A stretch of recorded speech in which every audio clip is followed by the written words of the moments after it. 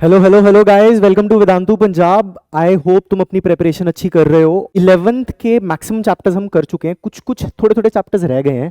आज का हमारा chapter will be gravitation. JEE Mains 2026 जनवरी अटेम्प्ट के ग्रेविटेशन के सारे क्वेश्चंस।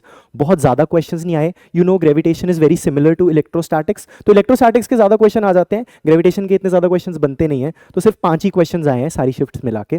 बिना टाइम वेस्ट करे हम सीधा क्वेश्चन पे चलते हैं। चलो क्वेश्चन नंबर 1 स्टार्ट करते हैं। जनवरी 21 जनवरी की शिफ्ट 1 का क्वेश्चन है। एक बार तुम देख लो question, pause the video, solve it. Okay. Initially, a satellite of 100 kg is in a circular orbit of radius 1.5 RE. RE का मतलब radius of Earth की बात कर रहा है। This satellite can be moved to a circular orbit of radius 3 RE. मतलब वो दूर लेके जा रहा है ऑर्बिट से। By supplying a certain amount of energy, the value of alpha. तो मुझे बस ये देखना है कि जब वो सैटेलाइट एक प्लैनेट के अराउंड सर्कुलर मोशन कर रहा है, उसकी इनिशियल टोटल एनर्जी क्या थी, उसकी फाइनल टोटल एनर्जी क्या थी, दोनों को सब्ट्रैक्ट कर दो, तुम्हें मिल जाएगा कि इतनी एनर्जी सप्लाई करते हैं तभी वो इतना दूर जा पाएगा। नाउ रिमेंबर, अब अगर तुम्हें डेरिवेशन नहीं याद तो तुम्हें फॉर्मूला याद होना चाहिए, बट फिर भी बेसिक अट्रैक्टिव फोर्स है इनके बीच में। अगर मैं इसके फ्रेम में बैठ जाऊंगा तो बाहर की तरफ एक centrifugal force G m1 m2 by R square should be equal to mv square by R करके तुम इसकी ऑर्बिटल वेलोसिटी निकाल सकते हो, काइनेटिक एनर्जी निकाल सकते हो। पोटेंशियल एनर्जी का फॉर्मूला तो minus G M by R होता है, जब सम करोगे तो तुम्हें टोटल एनर्जी मिल जाएगी। तो general formula for total energy, you should remember this, total energy का जनरल फॉर्मूला होता है minus capital G capital M small M by 2 small R, where small R is orbital radius. याद रखो radius हमेशा centre of the planet से measure हो रहा है, दिस इज रेडियस। अगर क्वेश्चन में हाइट लिखा होगा तो तुम्हें रेडियस निकालने के लिए एच को आर के साथ ऐड करना पड़ेगा, कैपिटल आर के साथ ऐड करना पड़ेगा। ठीक है, चलो हमें स्मॉल आर ही दिया हुआ है, perfectly fine. What I will do is मैं इनिशियल टोटल एनर्जी निकालूंगा minus capital G capital M by small R 2 times of radius, radius is 1.5 R E, capital R लिख देता हूं मैं, है ना, आर ई नहीं लिख रहा। ये इनिशियल टोटल एनर्जी है, ऐसी फाइनल निकाल लो। Final total energy is minus G capital M small M by 2 times of 3 R, बिल्कुल सही बात है। अब चेंज इन एनर्जी निकालो, चेंज इन टोटल एनर्जी, दोनों का subtraction, final minus initial, minus G M M by 6 R minus of minus G M M by 3 R. जब तुम इसको सॉल्व करोगे तो it will come out to be G M M by 6 R. ठीक है, ये तुम्हारी टोटल एनर्जी है। ओके, अब इस पॉइंट पे if you start putting the value of capital G capital M small M capital R तो काफी लेंदी सा हो जाएगा। इसने हमें कैलकुलेशंस के लिए रेडियस और एक्सेलरेशन ड्यू टू ग्रेविटी की वैल्यू दी हुई है। What I will do is I will convert this formula. कैसे कन्वर्ट करेंगे, ऊपर कैपिटल आर से मल्टीप्लाई करो, नीचे कैपिटल आर से मल्टीप्लाई करो, कैपिटल आर नीचे भी capital R square. What is G M by capital R square, बिल्कुल स्मॉल जी होता है, तो this becomes M G R by 6। अब तो बहुत सिंपल हो गया, अब तो डायरेक्ट फॉर्मूला एप्लीकेशन है। m की वैल्यू 100, g की वैल्यू 10, r की वैल्यू 6 इंटू 10 रेज टू पावर 6 और नीचे एक 6 पड़ा हुआ है, हट गया। This is 1000 into 10 raise to power 6 joule, जो तुम्हारा चेंज इन टोटल एनर्जी निकल के आया है। This is the amount of energy जो हमने उसको सप्लाई करी थी। अब कंपेयर कर लो, दिख ही रहा है तुम्हें डायरेक्टली, अल्फा की वैल्यू इज 1000। ठीक है, तो बहुत स्टैंडर्ड क्वेश्चन है, मीडियम टू इजी में ही आएगा। एक्चुअली इजी गिन लो इसको, डायरेक्ट फॉर्मूला सब्ट्रैक्शन और वैल्यूज भी इतनी ज्यादा डिफिकल्ट नहीं है, तो I guess it's a very simple question. आगे मूव ऑन करते हैं, क्वेश्चन नंबर 2 आ गया। 22 जनवरी की शिफ्ट 1 का क्वेश्चन है। एक बार तुम क्वेश्चन को देख लो, रीड करो, एनालाइज करो, मैं शुरू करवाता हूं फिर। Okay, the escape velocity from a spherical planet A is, हमें एस्केप वेलोसिटी दी हुई है और एस्केप वेलोसिटी हमें दी हुई है किलोमीटर पर सेकंड में। ठीक है, देखो मेरी आदत है कि सबसे पहले मैं यूनिट को बहुत अच्छे से नोटिस करता हूं, because the escape velocity from another planet B whose density and radius are 10% of the planet A. ठीक है, एक प्लैनेट ए एक प्लैनेट बी और रेडियस और डेंसिटी का कुछ रिलेशन दिया हुआ है। इज फाइनली अगेन वो हमें एस्केप वेलोसिटी निकालने के लिए कह रहा है, बट ये यूनिट देखो, अब घबला कर दोगे तुम। यहाँ पे सॉल्व करते हुए तुम किलोमीटर पर सेकंड ले लोगे और ध्यान नहीं दोगे यूनिट का, और यहाँ पे गलत हो जाएगा, यहीं पे वो तुम्हें ट्रिक करेगा। चलो अब क्वेश्चन कैसे सॉल्व करना है। मेरे पास 2 प्लैनेट्स, प्लैनेट ए प्लैनेट बी। चलो प्लैनेट ए की बात करते हैं। प्लैनेट ए का मास m, कैपिटल एम ले लो, रेडियस आर ले लो, ठीक है. You should remember the general formula for escape velocity. Do you remember? It is 2gr. From the surface of the planet, escape velocity is root of 2gr. ठीक है, energy conservation से निकल के आता है, बहुत बड़ी चीज नहीं है. ओके, बट मुझे डेंसिटी की फॉर्म लेके आनी है, क्योंकि कहीं ना कहीं डेंसिटी के रिलेशंस के बारे में बात कर रहा है. सबसे पहले तो एक्सेलरेशन ड्यू टू ग्रेविटी को लिखो. Can I write it as gm by r square into R, R से आर कैंसिल हो गया, तो आ गया root of 2gm by r. Perfectly fine, yes, ठीक है. बट अभी भी डेंसिटी की टर्म नहीं आई. Can I write mass of planet as density into volume? बिल्कुल सही है, लिखो 2g by r 4/3 density into 4/3 pi r cube.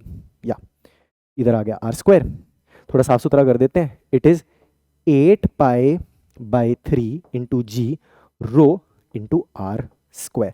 This is your formula for escape velocity जो हम यहाँ पे यूज करने वाले हैं. अब इस फॉर्मूला को देखो, रूट के अंदर डेंसिटी है और r स्क्वायर का फैक्टर है, ये हमें पता है. ये सारा कांस्टेंट टर्म है. एक इक्वेशन लिखूंगा प्लैनेट ए के लिए, दूसरी इक्वेशन लिखूंगा प्लैनेट बी के लिए, दोनों को डिवाइड कर देंगे, वील गेट आवर आंसर. चलो शुरू करते हैं, ठीक है. तो या escape velocity for planet A is root of 8π/3 g rho r square. अब उसने क्वेश्चन में ये कहा है कि प्लैनेट बी की डेंसिटी और रेडियस आर 10% ऑफ ए. 10% से डिक्रीज नहीं किया है ही 10%. 10% होने का मतलब, अगर पहले डेंसिटी रो थी, रो का 10% ले लो. रो का 10% कितना होगा? रो बाय 10. लो लिख लो. From planet B is 8πg, constant है, ये बन जाएगा रो बाय 10. ऊपर वाला बन जाएगा r/10 का होल स्क्वायर, क्योंकि दोनों को हमने 10% कर दिया, 10% डिक्रीज नहीं किया. डिवाइड कर दो, कांस्टेंट टर्म्स कट गई, ये सब भी कट गया. VA/VB is root of, denominator में रेसिप्रोकल हो जाएगा 1000. बस अब यहां वैल्यूज पुट कर देते हैं. Since we want our answer in metre per second, तो एस्केप वेलोसिटी प्लैनेट ए से पहले तो मीटर पर सेकंड में लो.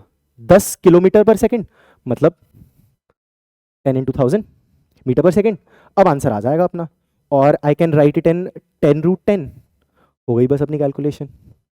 VB is 1000/√10. रैशनलाइज करोगे तो तुम्हारा आंसर आ जाएगा 100√10 metre per second is VB. बिल्कुल सही है. Easy to medium, because direct formula नहीं लग रहा, तुम्हें थोड़ा सा थॉट देना पड़ रहा है कि इस फॉर्मूला को मॉडिफाई करके डेंसिटी और रेडियस की टर्म में लेके आओ, और फाइनली फिर रेशो लेके सॉल्व करो. Second part of the question is perfectly fine. तो योर आंसर इज 100√10. अगेन ये दोनों क्वेश्चन सिंपल ही हैं, कुछ खास नहीं है. चलो आगे बढ़ते हैं क्वेश्चन नंबर 3 पे. चलो 26 जनवरी का शिफ्ट 1 का क्वेश्चन. जो पिछला क्वेश्चन था वो भी शिफ्ट 1 का था, ये भी शिफ्ट 1 का है. 2 क्वेश्चन आ गए. चलो take your time, read the question, pause करके वीडियो को सॉल्व करने की कोशिश करो. Okay, question number 3. The net gravitational force at the center of a square is found to be F1 when 4 particles having mass m, 2m, 3m, 4m are placed as shown. ठीक है, मतलब वो कहता है कि इन चारों मासेस की वजह से जो सेंटर पे फोर्स लग रही है, सबसे पहली बात, अगर फोर्स लग रही है तो कोई मास पड़ा होना चाहिए. हमें यहाँ पे मास नहीं दिया हुआ. बेसिकली वो ना फील्ड कहना चाहता था, फोर्स बोल दिया उसने, बट चलो उनको मानते हुए हम यहाँ पे एक मास अज्यूम कर लेते हैं कि there is a small mass m. तभी फोर्स लगा पाओगे, वरना तो वो फील्ड की बात कर रहा है. Place at the centre as shown in the figure. It is F1. इस पे लग रही है फोर्स F1. ठीक है, वेक्टर्स बना के हम F1 निकालने की कोशिश करेंगे. It is F2 when the positions of 3m and 4m are interchanged. अपने को रेशियो बताना है F1 F2 का, और अल्फा की अपने को वैल्यू निकालनी है. ठीक है, अच्छा क्वेश्चन बन गया. ये सबसे पहला टाइप ऑफ क्वेश्चन होता है जो तुम ग्रेविटेशन में पढ़ते हो. पॉइंट मासेस हैं, इधर फोर्स निकालो, इधर फोर्स निकालो, इधर फोर्स निकालो. तो लेट्स बिगिन. सबसे पहले यही वाली बॉडी लेते हैं, एक एक करके वेक्टर्स बनाओ. जब मैं इस तरफ वेक्टर बनाऊंगा तो देखो क्या बनेगा. It is G 4m small m 4m small m by. Okay, if the side is R, the diagonal is R√2, और डायगोनल का भी आधा डिस्टेंस है ये, तो इट बिकम्स R√2/2 और R/√2. नीचे मुझे पता है r/√2 का होल स्क्वायर करना पड़ेगा। बिल्कुल परफेक्टली फाइन। जब मैं स्क्वायर करके ऊपर लेके जाऊंगा तो 8 gmm/r² का फैक्टर आ जाएगा। इसी को थोड़ा सिंप्लीफाई करके यहां लिख रहा हूं, ये रहा मेरा मास, इधर की तरफ फोर्स लग रही है 8g(M)(r²). अच्छा, उसके कॉरस्पॉन्डिंग जो ऑपोजिट साइड आ रहा है, अब देखो यार जल्दी जल्दी लिख रहा हूं, तुम्हें एक एक करके निकालना पड़ेगा, तुम्हें भी इतनी जल्दी दिखना शुरू होना चाहिए। अगर यहाँ पे 8 का फैक्टर है तो यहाँ पे 4 gmm/r² आएगा। ठीक है, सॉल्व करके देखो।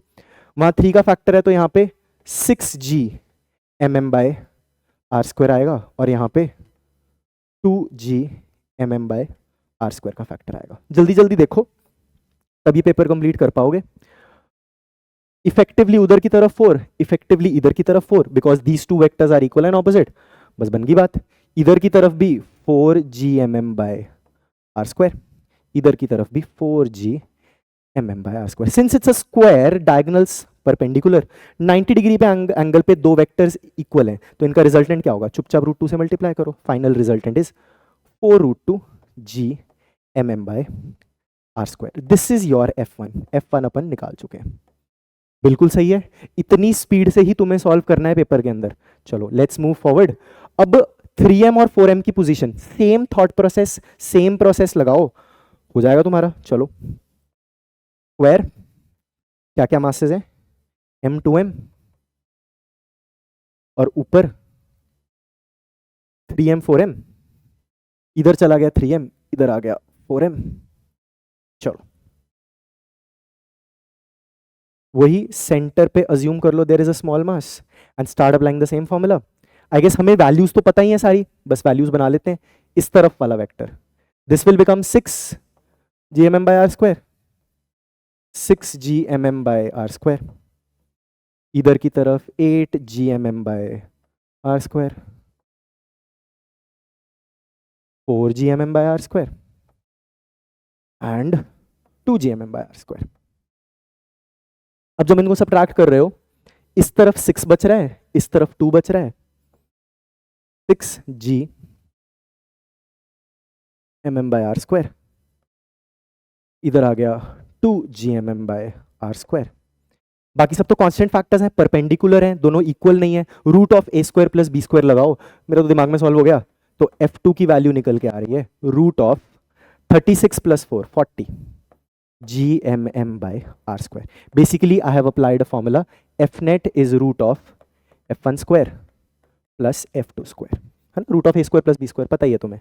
चलो F2 भी आ गया, perfect. F1 was 4√2, F2 is √40, and we need to take a ratio of F1/F2, which is α/5। खत्म करते हैं क्वेश्चन को।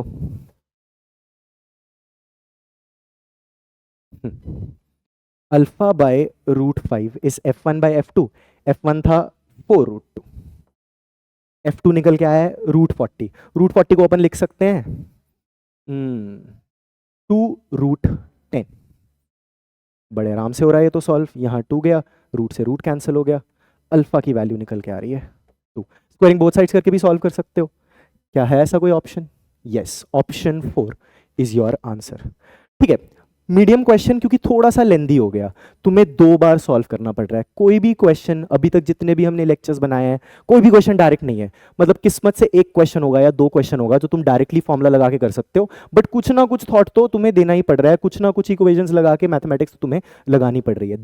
These are lengthy questions. मतलब अगर मैं भी कर रहा हूं, अगर मुझे 1.5 मिनट लग रहा है तो तुम्हें तो भी 2-2.5 मिनट लगेंगे ही लगेंगे। ठीक है, अगर थॉट प्रोसेस क्लियर है। Okay, this is your question, let's move forward. Question number 4, 22 जनवरी का शिफ्ट 2 का क्वेश्चन। शिफ्ट 1 में 2 आए थे।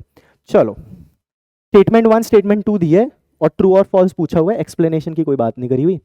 अ satellite is moving around the earth, फिर से सैटेलाइट मोशन का question, in the orbit very close to the earth surface. The time period of revolution of the satellite depends upon the density of earth. तो हम time period का formula लिखेंगे और check करने की कोशिश करेंगे कि क्या ये डेंसिटी पे डिपेंड करता है नहीं करता। ओके चलो, जब सैटेलाइट मोशन है तो टाइम पीरियड का वैसे तो तुम्हें फॉर्मूला याद होना चाहिए, बट तुम ऑर्बिटल वेलोसिटी के थ्रू भी डिराइव कर सकते हो। मेरे को याद है, इट इज 2π√gm r की पावर 3/2। अब यहां पे ना इसने एक पॉइंट मेंशन किया हुआ है, orbit is very close to the earth surface, मतलब मैं ऑर्बिटल रेडियस को अर्थ के रेडियस के बराबर पुट कर सकता हूं, कर दो और रूट के अंदर ले आओ, it will become root of capital R का cube upon G M. I guess यहां तक सही है। डेंसिटी की टर्म लेके आनी है, सेम अभी हमने पिछले क्वेश्चन में भी यही किया था, मास को लिखो density into volume, rho 4/3 pi R cube, ये लो आर क्यूब का पूरा फैक्टर ही कट गया। फाइनली जो टाइम पीरियड है वो किस पे डिपेंड कर रहा है, सिर्फ डेंसिटी पे डिपेंड कर रहा है, प्लैनेट की डेंसिटी पे, अगर close to the surface of earth है। It's not a general fact जो तुम्हें याद रखना है, इस क्वेश्चन के कॉरेस्पॉन्डिंग ये आंसर निकल के आया। Statement 1 is correct. चलो बढ़िया। Statement 2, the time period of revolution of the satellite t is equal to 2 pi root r e by g close to the surface of, अब वो पूछ रहा है क्या ये रिजल्ट सही है, ये भी चेक कर लेते हैं, इसी फॉर्मूला से चेक हो जाएगा, इसी फॉर्मूला को एक्सटेंड करो, time period is 2 pi root r square by gm, what is this, small g, time period is 2 pi root capital R by small g। तो सेकंड स्टेटमेंट में उसने बोला यही है, R E is radius of earth, second statement भी true है, क्या problem है, बस जल्दी जल्दी सॉल्व करना है, ठीक है। आसान क्वेश्चन है, मतलब क्वेश्चन नंबर 1 भी आसान था, क्वेश्चन नंबर 4 भी आसान है, इजी क्वेश्चंस आ रहे हैं, बस थोड़ी सी कैलकुलेशंस ज्यादा हैं। Statement 1 and 2 both are correct. I guess समझ आ रहा है क्या हो रहा है, ठीक है। अगले पे चलते हैं। I guess this is the last question, या बिल्कुल 24 जनवरी की शिफ्ट 1 का क्वेश्चन है, ठीक है। 3 masses 200 kg, 300 kg, 400 kg are placed at the vertices of a equilateral triangle with the side 20 metre. Equilateral triangle के वर्टिसेस पे हमने 3 मासेस रख दिए, तीनों का मास अलग अलग है, वैल्यूज बाद में लेता हूं, m1 m2 m3, distance r, equilateral triangle है, they are arranged on the vertices of a bigger triangle of side 25 metre and with the same centre. मतलब हमने क्या किया, सेम सेंटर रख के इसको थोड़ा दूर दूर रह गए, अब साइड की वैल्यू 25 हो गई, इसको बोल देता हूं R1, दूसरे केस में डिस्टेंस बिकम्स R2, बड़ा triangle, centre remains the same, M1 M2 M3 R2। चलो, the work done in the process, masses को बस पकड़ के हम दूर ले गए हैं, कुछ नहीं करना, सबकी इंटरैक्शन पोटेंशियल एनर्जीज लिखो, इनिशियल लिखो, फाइनल लिखो, दोनों को सब्ट्रैक्ट कर दो, तुम्हें पता लग जाएगा। बेसिकली हमने ये अप्लाई किया है, work done by external force is equal to delta K plus delta U. What is this, this is modified work energy theorem. Externally हम काम कर रहे हैं और कहीं पे भी नहीं लिखा कि तुम इसको जल्दी से दूर लेके जा रहे हो या कोई वेलोसिटी प्रोवाइड करवा रहे हो, तो इनिशियली भी रेस्ट है, फाइनल भी रेस्ट है, तो काइनेटिक एनर्जी का कोई चेंज नहीं है, सिर्फ पोटेंशियल एनर्जी का चेंज निकालो, और पोटेंशियल एनर्जी का फॉर्मूला पॉइंट मासेस के लिए Gm1 m2 by r square. कितने मासेस हैं, 3, तो कितने पेयर बनेंगे, 3, तो हमें सब पेयर निकाल के ऐड करना पड़ेगा। चलो लेट्स स्टार्ट, पहले जनरल फॉर्मूला लिख लेते हैं।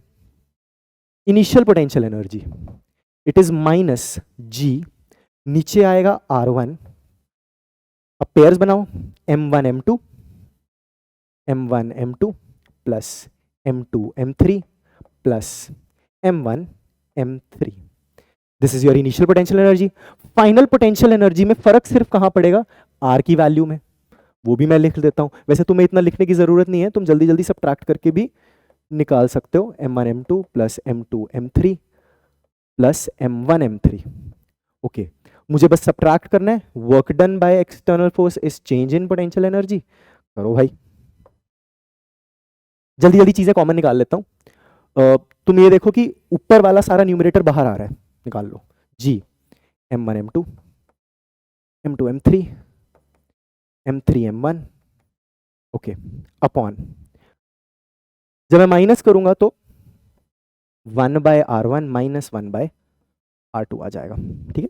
करो अपने आप माइनस, वैल्यूज पुट करते हैं, क्या हमें वैल्यूज दी हुई हैं, यस, हमें G की वैल्यू भी दी हुई है, कैपिटल G की, सारे मासेस भी दिए हुए हैं, और पहला और फाइनली डिस्टेंसेस भी दिए हुए हैं। चलो पुट कर देते हैं वैल्यू, 200 300 400, G 6.7 इंटू 10⁻⁻11। अच्छा देखो, जब दो मासेस को मल्टीप्लाई कर रहे हो, 200 300 400 है वैल्यू, यस, तो दो दो जीरोस हैं सबके साथ, मैं 10⁻4 पहले ही कॉमन निकाल लेता हूं, 10⁻4, 2 इंटू 3 6, 3 इंटू 4 12, और एक 8 का फैक्टर आ जाएगा, बिल्कुल सही। 1/20 माइनस 1/25, जब सब्ट्रैक्ट करेंगे तो 5/20 आ जाएगा। ठीक है, इतनी ही फास्ट कैलकुलेशन करनी है तुमने भी। Okay, 6.7 into 10 raise to power -7, 26 and it is 5/20 into 25। चलो यहाँ आके बात अटक गई है, अब तो हमें सॉल्व ही करना पड़ेगा। ऑप्शंस को देखते हैं कितना दूर दूर है। हाँ, काफी डिसेंटली दूर दूर है। 10 रेज टू पावर -7 की ही बात चल रही है, हमने भी 10 रेज टू पावर -7 ही बनाया हुआ है। ठीक है, चलो जितनी हम इजीली कैलकुलेट कर सकते हैं शुरू करते हैं। 6.7 इंटू 26 बाय, ये तो क्या ही आ गया, तो 100 ही आ गया, into 10 raise to power -7। Okay, generally मैं क्या करता हूँ, जब मुझे इतनी कैलकुलेशंस मिलती हैं, मैं कैपिटल जी की वैल्यू को 20/3 पुट कर देता हूँ। 20/3 इंटू 10 रेज टू पावर -11, उससे कैलकुलेशन थोड़ा और आसान हो जाएगी। बस चुपचाप मल्टीप्लाई कर लो, कोई प्रॉब्लम नहीं है। 26, 42, 40, 14, यस 1 पॉइंट समथिंग समथिंग आ रहा है, बिल्कुल।